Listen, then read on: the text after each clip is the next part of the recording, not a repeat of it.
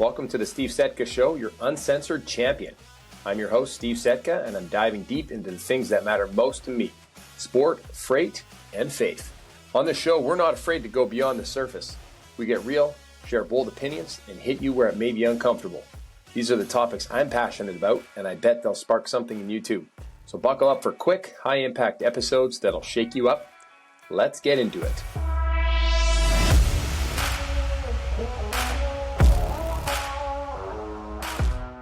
But there's one word that you said that I have not heard much about. You said presenteeism? Presenteeism. Yeah, presenteeism. It's sort of described as people show up, but they aren't really productive. Right, They're doing the minimum requirement to not get fired. And that happens in life. I mean, people do this all the time. I find as a business owner, we operate a little bit differently than an employee would for sure, because when you're invested in the company and you own the company, you understand that there's profit that needs to be made. There's payroll that needs to be made. There's productivity and results that need to be achieved in order to continue to move forward. So the 100%. minimum work to not get fired is something that I think about, regularly. We've all gotten caught up in that before. I believe we've all been employees, and you're like, oh, I'm not feeling it today. I'm just going to do the bare minimum so I don't get noticed as not doing enough. But tell me a little bit more about that idea, because I hear all the time from my wife specifically, who tells me, hey, Steve, you're the father, right? And you have this son and that's in the world now with us, and you don't have as much time with them, but the time you do have, you have to be very present, very active. So in relation to family and your faith and your business, how are we lacking in being present with our purpose, and how do we get better? Oh man, well, you already said it. One of the biggest things is this, right? When I was younger, right, there was the only way to get a hold of me was to phone my house, and the phone was attached to the wall, right? Yeah. I'm dating myself for any younger generations. They're like, what are you talking about? But that was it. Now we're connected 24/7. So you being intentional about setting aside the phone, turning off the notifications on those Sundays to be intentionally present with your family, that's key. The quality of time is more important than the quantity of the time. And I'm sure you've all heard this before, but making sure we're fully present. And I'll remember back to much earlier, which drastically changed. My youngest son was probably about 10 years old. So we're talking 15 years ago. And he was talking to me and telling me something, and I didn't hear a word he said. And he tapped me on the arm and said, Dad, you're not listening. And I was on my phone, Steve. Yeah. And immediately I felt the conviction of the Holy Spirit. Like, yes, you're ignoring this precious gift I've given you. Mm-hmm. Right? In your son.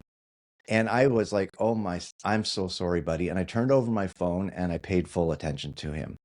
Now, I have I been perfect at that over the years of putting down my phone? No, but now my intentionality is to turn over the phone, or to put the computer on screensaver mode, to silence notifications when I'm having a conversation with somebody, so I don't get distracted, because my personality style, I'm very easily distracted. I suffer from shiny object syndrome. Yeah. And I got pulled in every direction the possibility. As an IS personality style, I'm very shiny object syndrome. I'm very much all over the map. So I need to intentionally focus that time when I'm spending time with someone, whether it be a friend or a family member or my wife. I want to be focused. Just like we're doing right now. And I find there's an interesting, I guess you could call it, juxtaposition that we go through right now with technology, right? Because generally speaking, technology, yes, it's supposed to make our life simpler and easier and become more productive, but it also creates this serious level of distraction in our life. And I'm 34, old enough to know that I lived in an era too where there were no phones. Back in the 90s, when I grew up in the 2000s, there were no phones. There was less video games, less technology, and there was more social engagement, more community engagement, which was fun and fantastic. And we don't need to get into that. Everybody knows that that's the truth. Children these days, even adults, we have thousands and thousands of options. So we don't find the beauty in the simple and the ordinary, like going out in your backyard and just digging up the backyard, figuring out how to have some fun, right? Because you have fun at your fingertips, it seems like, all the time. But the more difficult part of life is to be disciplined not to take these easy options and go find those creative options in order to fulfill, your psyche with what you need, which is human connection, which is, beauty in nature and whatnot with the people. It's interesting you say that, because I did a chat GPT this morning with a biblical verse in relation to podcasting, which we framed the show with. And the second one it came up with was Proverbs 16:3. Commit your work to the Lord and your plans will be established. He will establish your plans if you put specific, unique, and intentional purpose in place in your life, which kind of relates to technology, right? Yes. And how you utilize technology and how you utilize this tool that's supposed to help us that can be a serious distraction. Thanks for tuning in to today's episode. I hope you found value in what we shared and that you'll take it with you to positively impact the world around you. If so, we'd love for you to take a moment to rate, review, and share the show because we're on a mission to grow and reach more hearts. Prayers, gratitude, and love. Until next time.